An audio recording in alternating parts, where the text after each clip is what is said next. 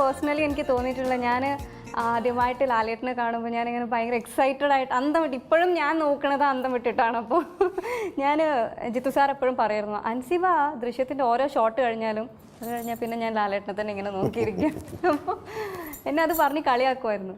പക്ഷേ എനിക്ക് തോന്നിയൊരു കാര്യം, എനിക്ക് കൂടെ അഭിനയിക്കുമ്പോൾ എനിക്ക് ഭയങ്കര കെയറിങ് ആയിരുന്നു. ഭയങ്കര എനിക്ക് ശരിക്കും ഞാൻ പേടിച്ചിട്ടായിരുന്നു വന്നത്. അയ്യോ ലാലേട്ടൻ്റെ കൂടെ അഭിനയിക്കുമ്പോൾ ഇപ്പോഴും എൻ്റെ കൈ തൊട്ടേക്ക്